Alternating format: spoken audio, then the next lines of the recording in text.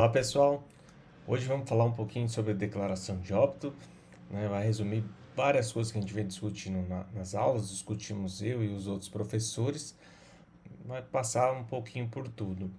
Então, a morte, né, não é a falência da medicina ou dos médicos em si, né? É uma parte do ciclo da vida, né? A vida que se completa.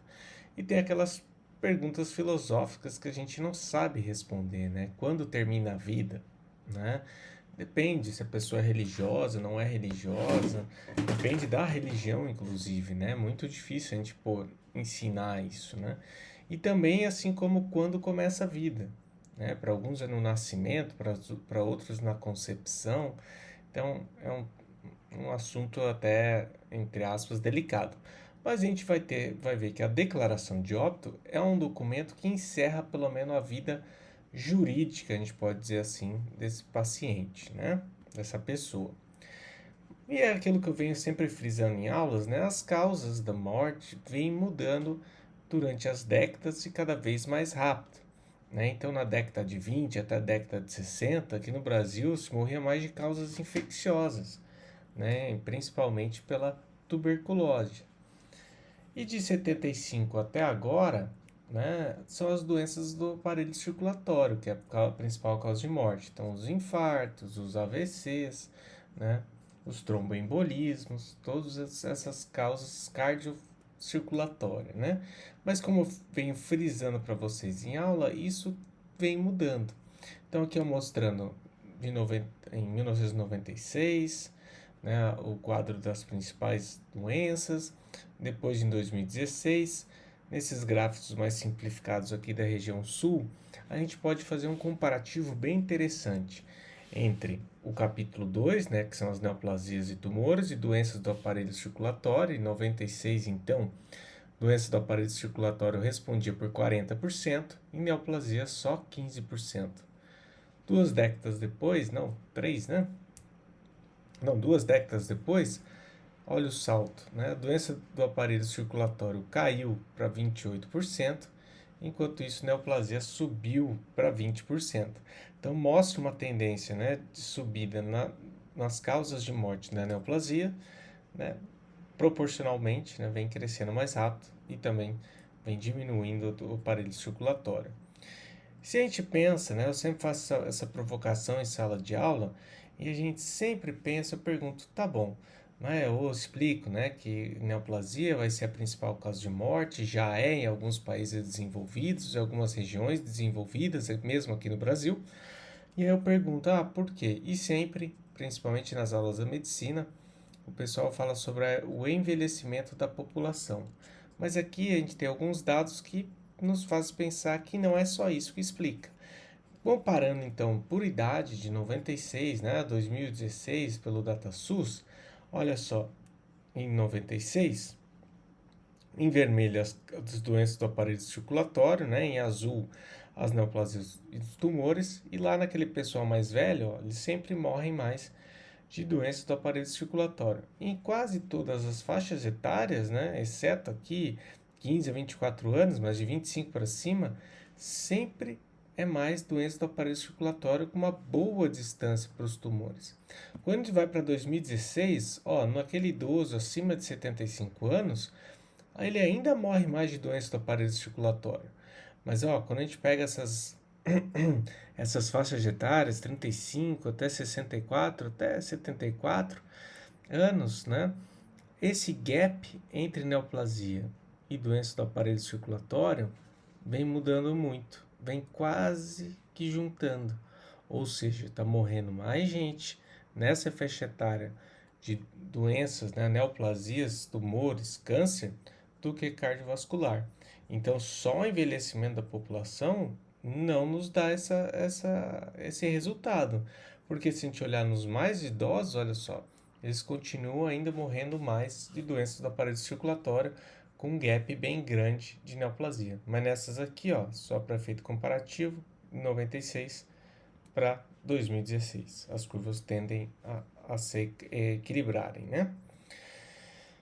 Então, o óbito por neoplasia vem crescendo a uma velocidade maior, uma alta de 95% dos casos, E se continuarmos assim, em 2029 e 2030, ela vai ser a principal causa de morte no Brasil.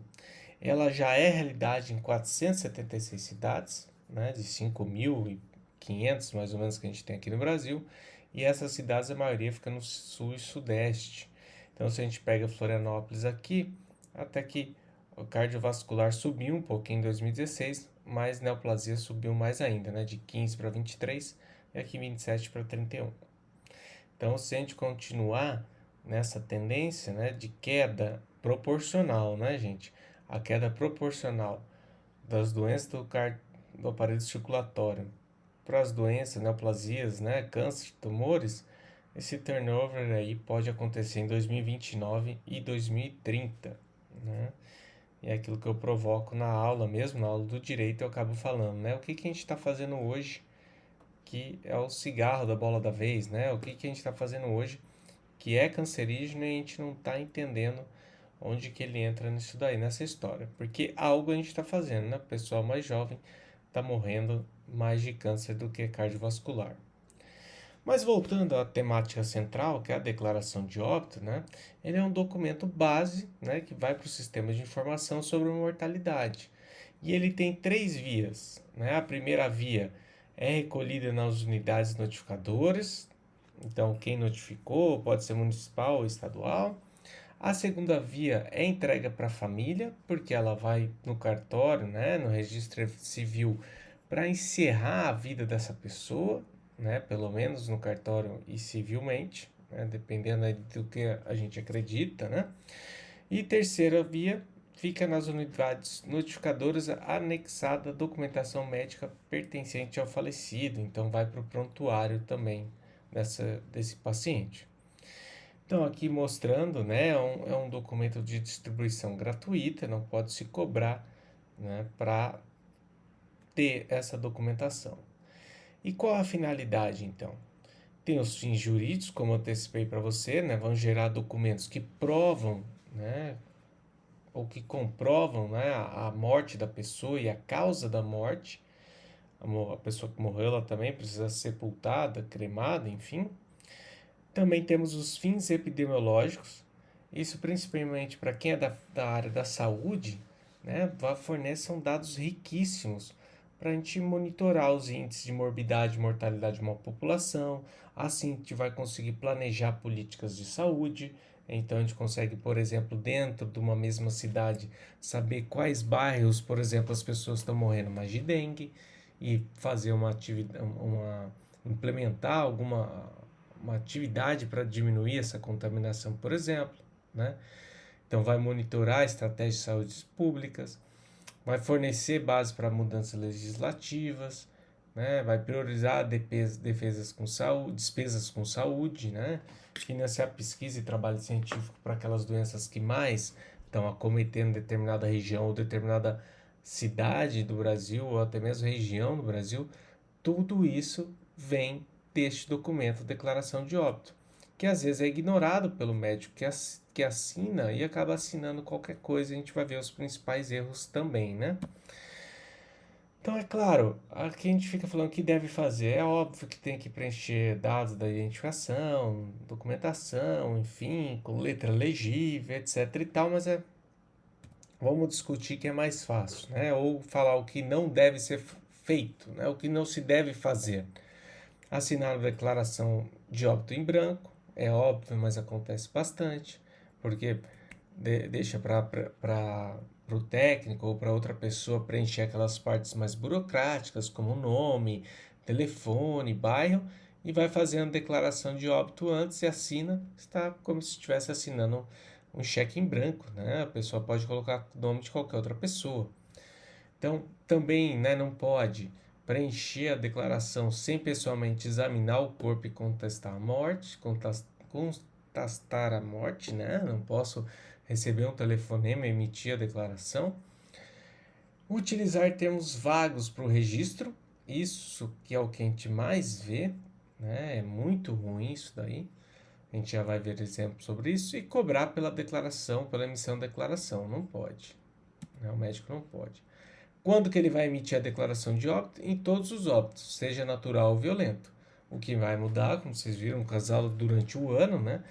Geralmente a morte violenta vai para o ML, quem atesta é o médico legista, e a morte natural, normalmente o médico assistente, né? Ou do serviço de verificação de óbito. Quando a criança nascer viva e morre logo após o nascimento, também temos que assinar, fazer a declaração de óbito. E uma coisa que confunde muito é no óbito fetal, mas se a gestação, e aí a lei fala em ou, tá pessoal? Preencher um desses critérios, eu preciso fazer a declaração de óbito. Então, ou a gestação teve mais que 20 semanas, ou o feto tem peso maior ou igual a 500 gramas, ou tem uma estatura igual ou maior a 25 centímetros. Se preencher qualquer um desses critérios, eu tenho que fazer a declaração de óbito. E sempre que eu faço depois a declaração de óbito, eu preciso ou cremar ou sepultar, né? E quando eu não emitir, quando não preenche os critérios já citados, e outra dúvida que gera são peças anatômicas, não amputado. Então, por exemplo, eu tive que amputar minha perna. E aí eu vou sepultar aquela perna, né? Eu preciso fazer a declaração de óbito da perna? Não, né? Não tem.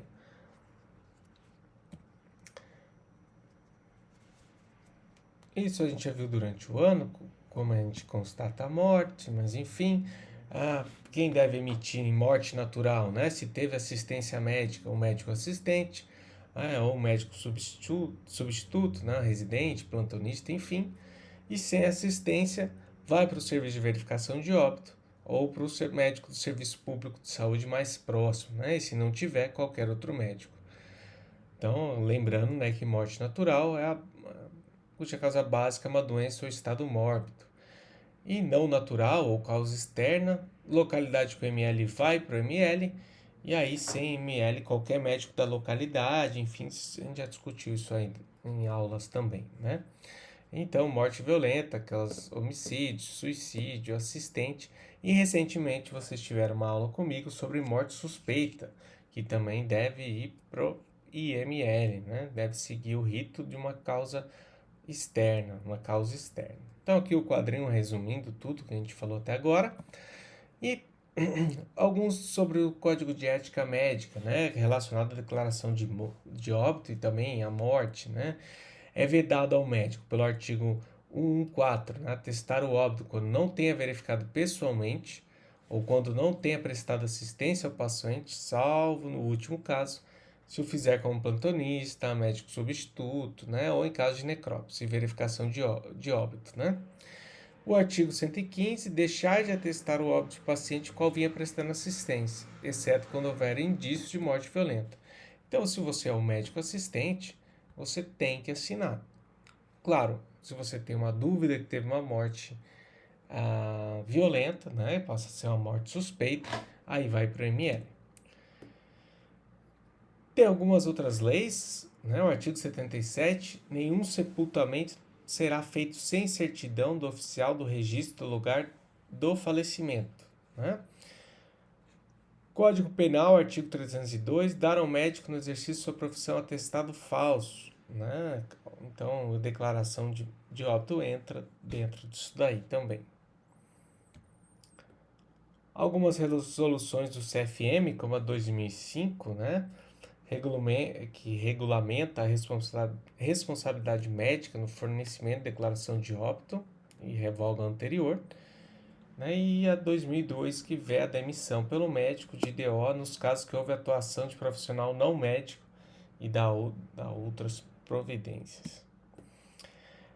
O preenchimento, né, o documento em si da declaração de óbito, ela é dividida em blocos, né? Então tem a parte do cartório de registro civil, que é a identificação do falecido, residência, local do óbito, mas a gente vai discutir as principais, tá, pessoal?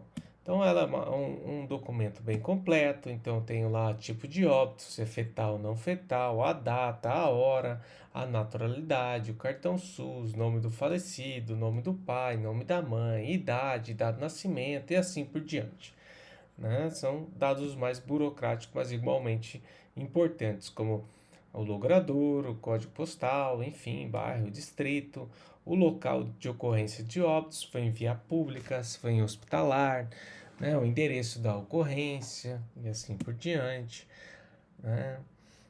se estava em óbitos fetais menores de 1 ano, informações sobre a mãe, né? Qual a idade da mãe, escolaridade da mãe.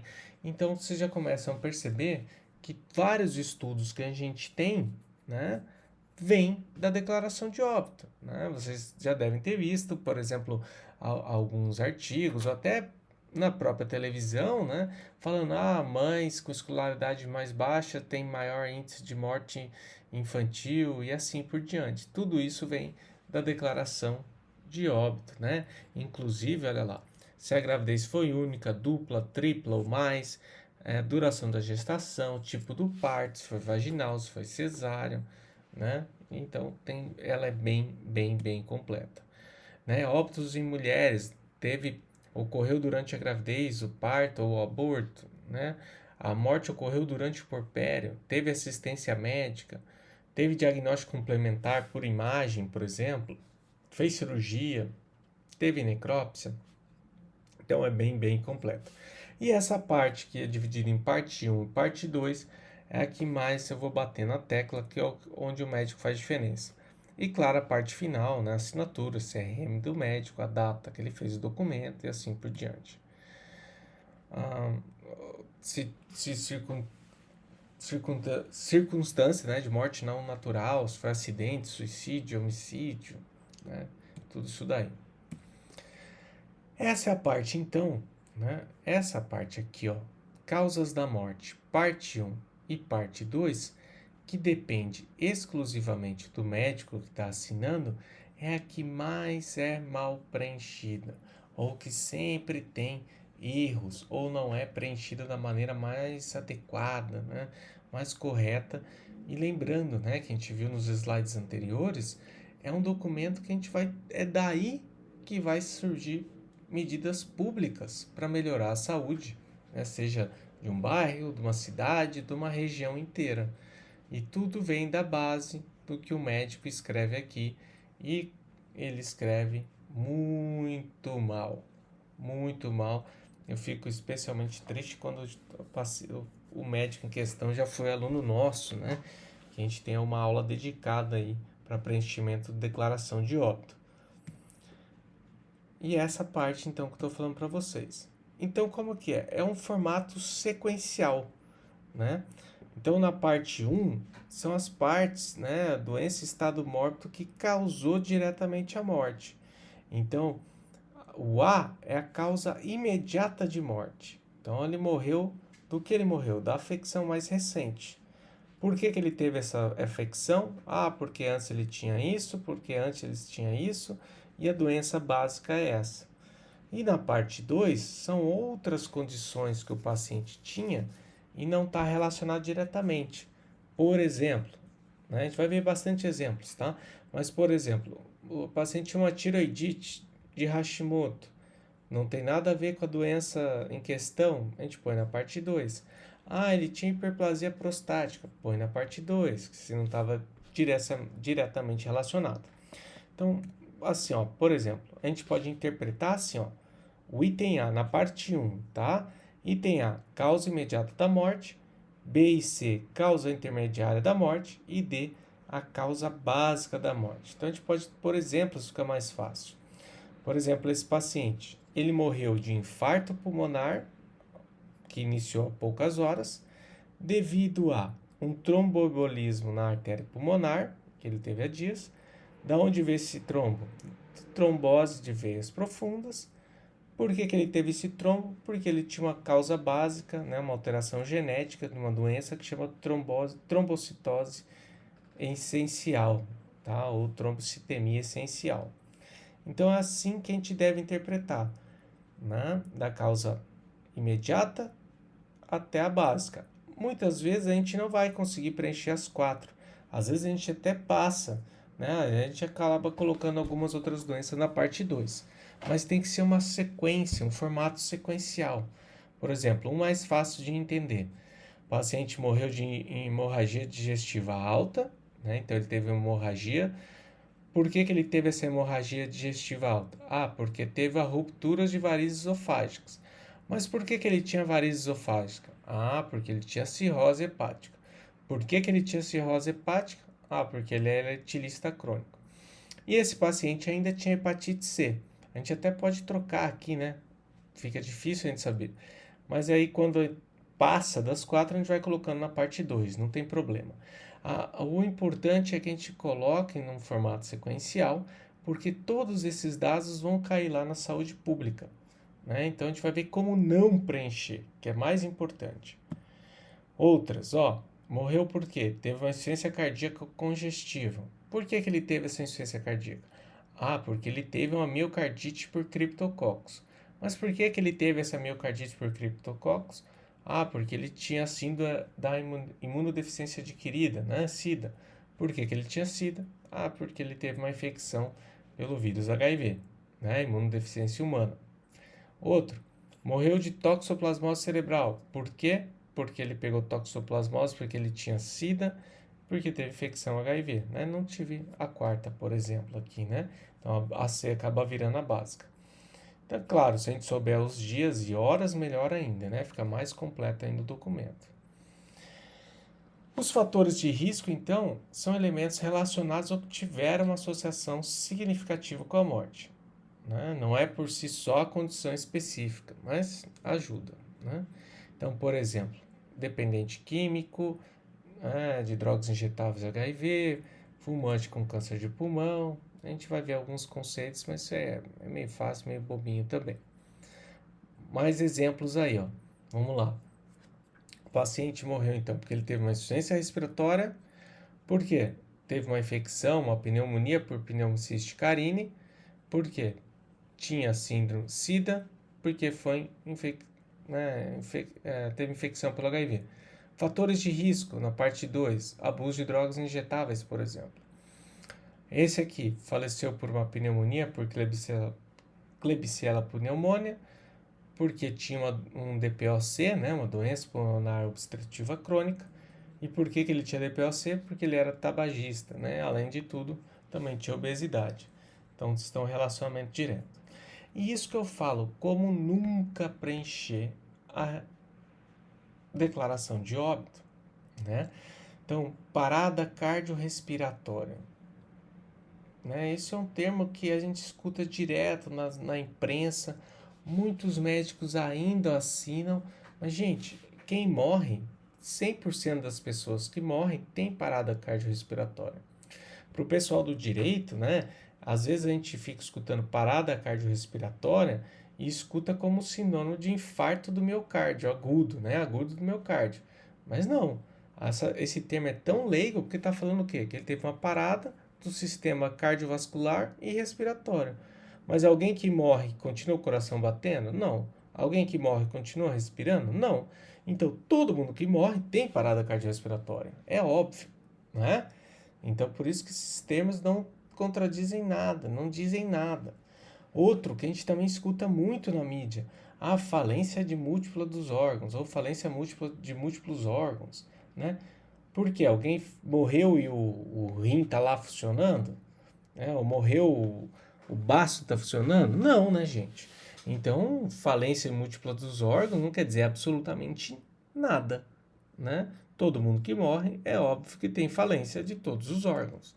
Então, isso não deve ser assinado. Infecção também, o cara colocou lá só infecção, não diz qual, né? Devido ao que ele tinha alguma doença de base, não tinha, qual foi a causa básica, mas infecção muito genérica, né? Infecção conseguiu dizer o agente, ou pelo menos o local, né? Infecção do trato respiratório, do trato gastrointestinal e assim por diante. Então a gente não pode ser generalista, não pode, a consequência disso é muito grande. Como é que alguém vai fazer uma medida pública porque no Itacorubi morre muita gente de falência múltiplos órgãos? Não faz, né, gente? Ou muita gente lá no córrego está morrendo de infecção. Mas qual infecção? Dengue? Né? Qual doença? A gente não consegue fazer nenhuma medida pública por isso, ok? Muitos médicos também não tiveram treinamento para fazer essa assinatura, declaração de óbito, e a maioria também, né? Às vezes fica com medo de assinar uma causa e ser procurado pela justiça, processo, mas isso não acontece, tá? Vocês podem ter mais informações nesse site da Unifesp, muito legal, tem muitas informações válidas lá, tá? Vale a pena. E vamos discutir alguns casos, para ilustrar o que a gente falou até agora. Então, caso número 1. Homem, né? 65 anos. Há 35 anos sabia ser hipertenso e não fazia tratamento. Né? O mais comum no nosso dia a dia como médico. Há 2 anos começou a apresentar uma dispneia e esforço. Isso para o pessoal de direito é falta de ar, tá? Entre aspas. Foi ao médico que ele diagnosticou, né, hipertensão arterial e uma cardiopatia hipertensiva. Então ele já tinha problema no coração devido a essa hipertensão arterial e iniciou o tratamento. Há 2 meses, esse paciente, então, foi para uma insuficiência cardíaca congestiva, que é uma insuficiência global do coração. Hoje teve edema agudo de pulmão, falecendo após 5 horas. Há 2 meses, ele também teve um diagnóstico de câncer de próstata. E aí, como é que a gente vai preencher a declaração de óbito desse paciente? Então, vamos pensar. O que é causa básica nesse texto? O que é causa imediata de morte e quais são as causas intermediárias? Né? E tem alguma afecção que ele tinha que não está diretamente relacionado? Vai para a parte 2. Então a gente pode pensar, ó, que matou edema agudo do pulmão. Por que ele teve esse edema agudo? Porque ele tinha uma insuficiência cardíaca hipertensiva. Por que ele tinha essa insuficiência cardíaca? Porque ele tinha uma cardiopatia hipertensiva. Por que ele tinha isso? Porque ele tinha hipertensão. Né? E o câncer? Não foi o câncer que matou ele. O câncer não tem absolutamente nada a ver com a linha sequencial de morte desse paciente. Né? Então a gente põe na causa 2. Ele, além disso, tinha uma neoplasia maligna de próstata, mas ela em nada tem a ver com hipertensão, cardiopatia, insuficiência e o edema agudo de pulmão. Ok?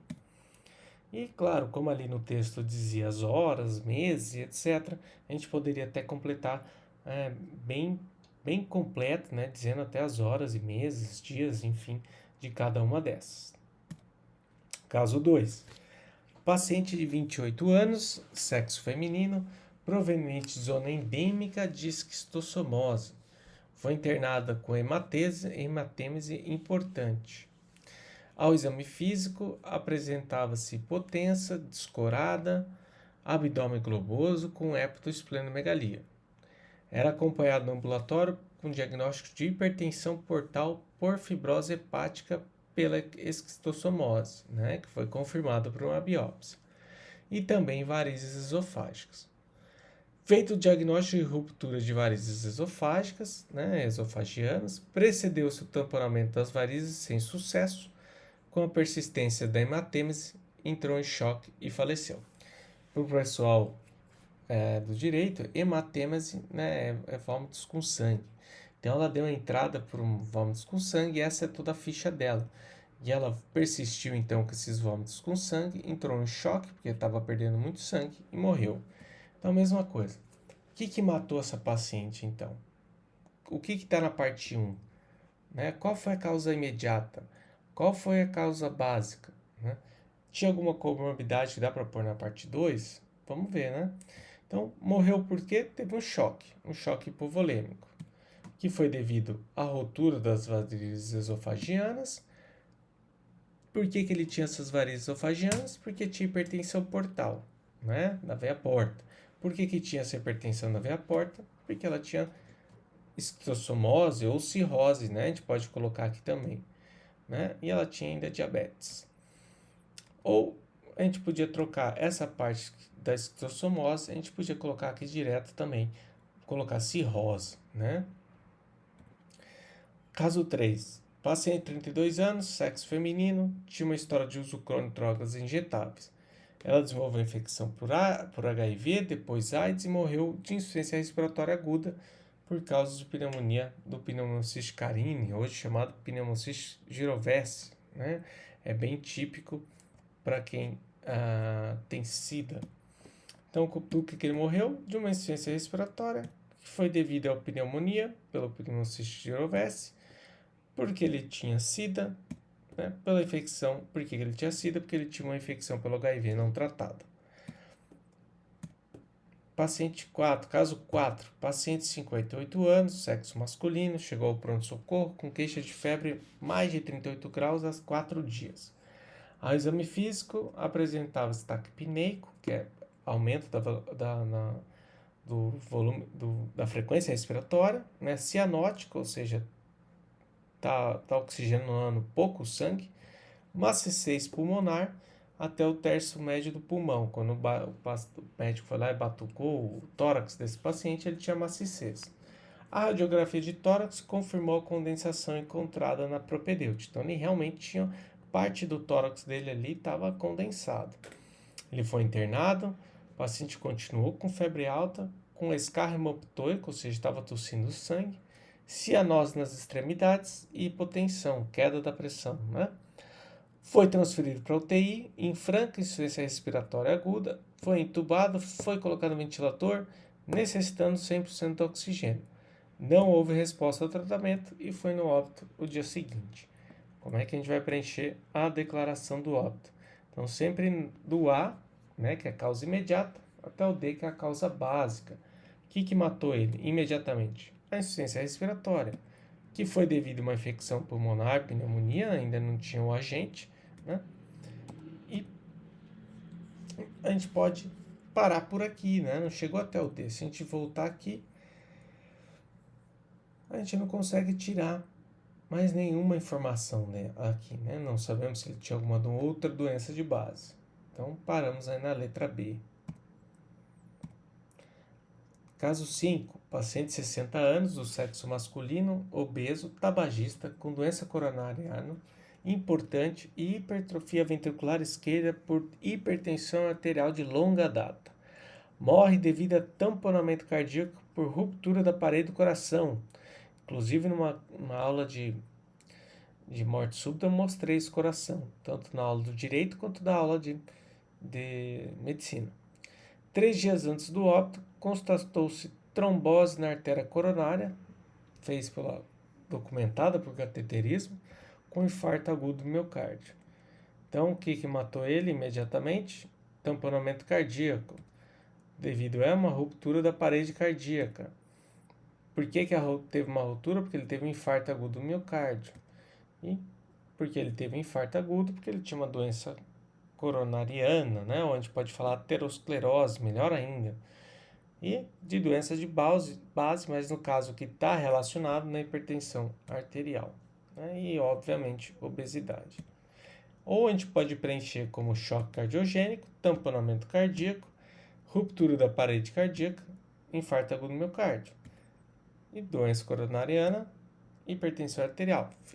Tem casos que a gente consegue múltiplos jeitos de preencher de forma correta. O que eu não posso é colocar parada cardiorrespiratória, infecção, falência de múltiplos órgãos, né? Tudo aquilo que a gente discutiu. Acho que esse é o último caso, paciente de 75 anos, sexo masculino, tabagista, de um maço por dia desde os 15 anos. Procurou um médico tendência de tosse e emagrecimento há 6 meses. Raio-x de tórax mostrou uma ossificação de bordas irregulares no ápice esquerdo. A tomografia, junto com a biópsia, revelou neoplasia maligna do lobo superior esquerdo. Então, ele tinha um câncer aí de pulmão. Na avaliação de tecido de crânio e coluna, encontrou-se metástases cerebrais e ósseas. O paciente e a família descartaram o tratamento quimioterápico. Então, ele morreu 9 meses depois, com bastante emagrecimento. Foi internado, crise compulsiva, pneumonia aspirativa. Né? Então, ele broncoaspirou. Foi tratado com anticonvulsivantes, antibiótico, aspirado via aérea e foi sedado. Mas evoluiu ao óbito em 2 dias. Então, o que matou esse paciente? A pneumonia aspirativa. Ele aspirou o vômito, né? Isso deu uma pneumonia. Por que ele aspirou? Por que ele teve isso daí? Porque ele teve uma crise convulsiva. Mas por que ele teve a crise convulsiva? Porque ele tinha metástases cerebrais e também ósseas. E por que ele tinha metástase? Porque ele tinha um primário no pulmão, né? Tabagismo acabou ficando na parte 2, mas é claro que dependendo de como a gente preenche a parte 1, até poderia entrar na parte 2, né? Está diretamente relacionado ao câncer de pulmão, o cigarro, né? A gente também pode preencher pneumonia aspirativa, caquexia, né, que é o extremo emagrecimento, porque ele tinha uma neoplasia pulmonar metastática devido ao tabagismo. A gente deu um jeito de condensar as causas e colocar o tabagismo ali na causa básica, né, que também está correto. Tem alguns livros bem legais para o pessoal da medicina, do Conselho Federal de Medicina, como a gente deve fazer a declaração de óbito, né, que é bem resumido. Então é isso que eu tinha para passar para vocês, pessoal.